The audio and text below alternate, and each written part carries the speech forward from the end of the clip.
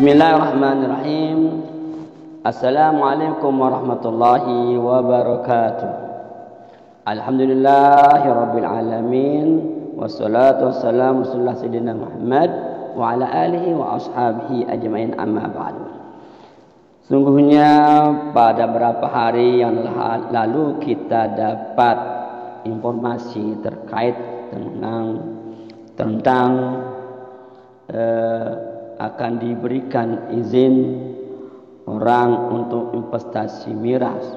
Kemudian informasi itu ditanggapi oleh masyarakat kita dari berbagai kalangan, termasuk juga dari kalangan organisasi besar di Indonesia. Ada yang bicara tentang yang ada penolakan terjadi dari masyarakat kalangan bawah dan juga dari masyarakat menengah bahkan atas. Misalnya Muhammadiyah melakukan rilisnya, juga dengan NU melakukan rilisnya tentang penolakan tentang rencana adanya membuka keran untuk memberikan ruang investasi terhadap penjualan miras. Walaupun itu di beberapa kalangan masih mau bicara seperti apa sungguhnya itu. Di lain pihak coba kita lihat seperti apakah pidana Islam melihat minuman khamar itu. Apa kategori apa dia dalam pidana Islam orang meminum khamar itu? Pidana Islam atau kita bisa dengan bicara dengan sebut dengan jaraim, tindakan pidana. Dalam pidana Islam atau pidana jinayah ada 3 kategori, itu sebab ada yang dibahas sana. Itu kategori jaraimil hudud, tindak pidana yang sudah baku hukumannya, baik melalui Al-Quran maupun hadis.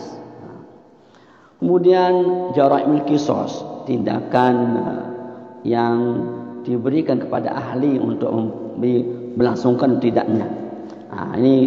Qisas ini seperti pembunuhan atau pelukaan. Yang ketiga ada cara ta'zir, pembicaraan yang di luar dari jaraim hudud dan jaraim qisas. Nah, ternyata kalau kita cek minum khamar itu, minum keras itu berada pada posisi kedua. Pada posisi pertama yaitu masuk dalam kategori jaraimul hudud. Ketentuannya sudah pasti dari Al-Quran maupun hadis Nabi Muhammad SAW. Mungkin kita bacakan aja jelas lagi ya, lebih jelas lagi. Wa qad qarrara al-kitab wa sunnatu uqubatil muhaddadah ijrabin mu'inah tusamma jaraim hudud. Al-Quran atau hadis sudah menetapkan hukuman-hukuman yang sudah pasti bagi tindakan pidana yang jelas. Ini namanya jaraimil hudud. Wa hadzal jaraim hiya, tindak pidana ini, kategori tindak pidana ini az-zina, satu zina, al-qazaf, kedua menuduh berzina, as-sirqah, pencurian, as-sikr, mabuk. Ini mabuk ini.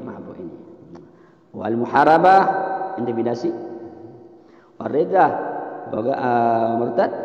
Wal bagi, itu pemberontakan. Nah, ini tindak pidana yang sangat merugikan masyarakat.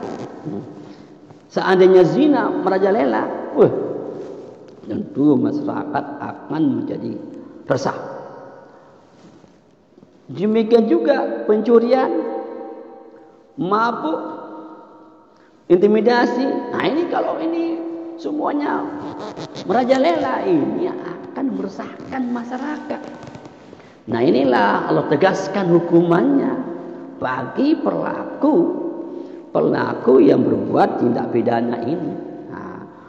Penzinaan, penuduh zina, pencurian, perampokan, pembegalan, minum khamar, intimidasi orang.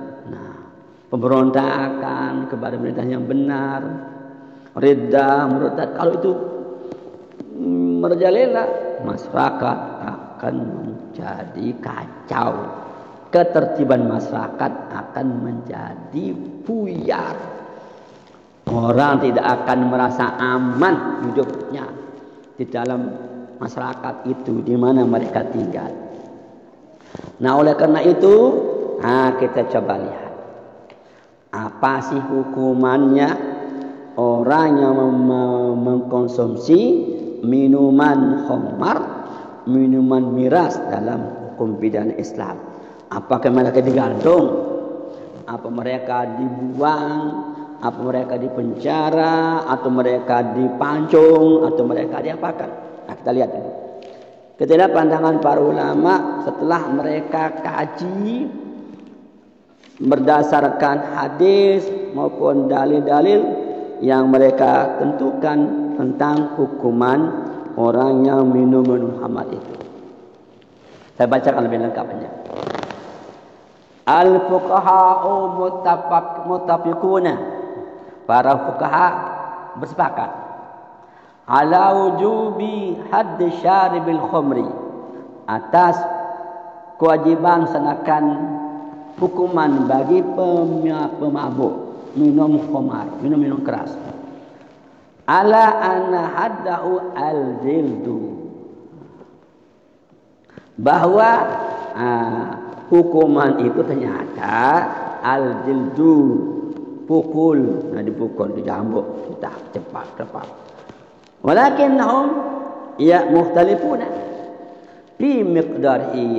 Cuma para ulama ini berbeda pandangan mereka berapa jumlah pukulan itu.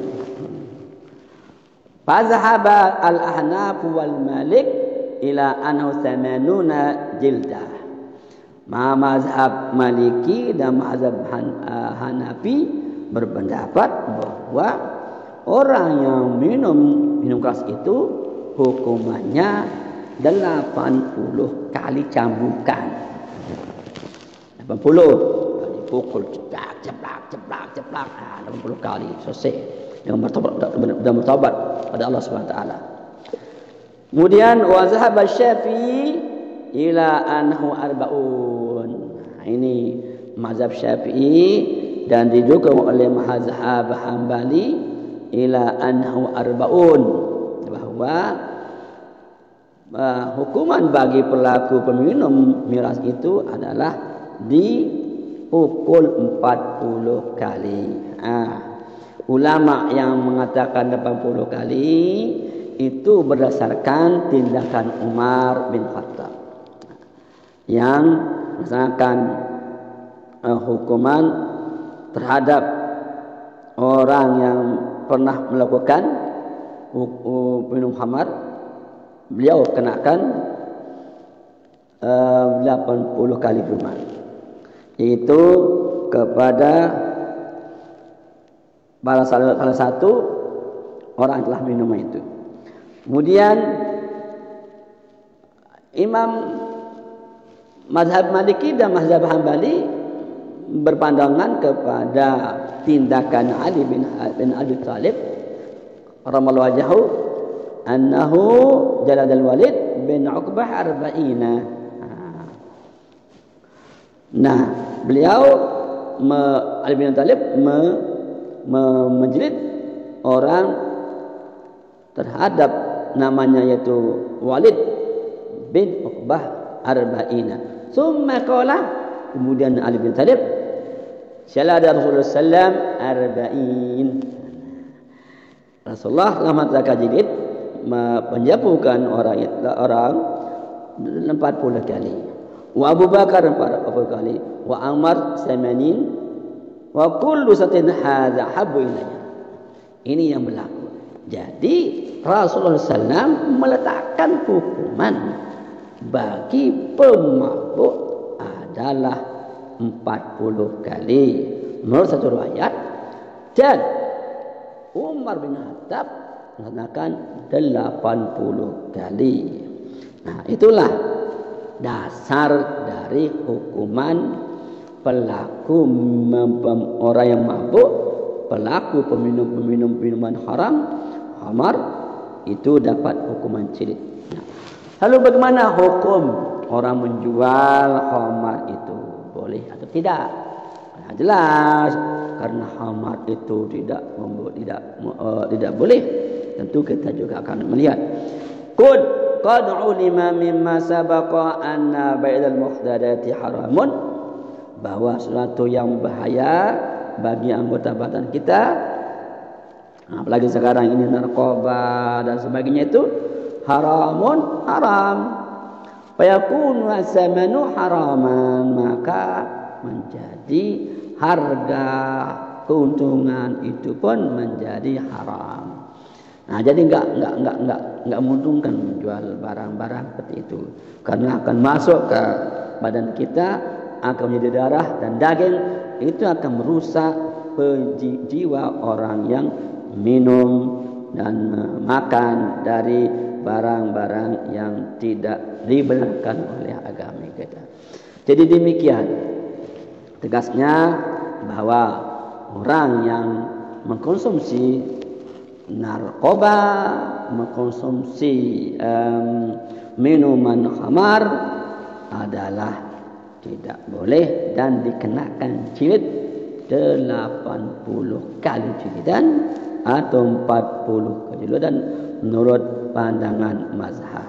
Mudah-mudahan ini memberikan kita wawasan bagi kita tentang bagaimana hukum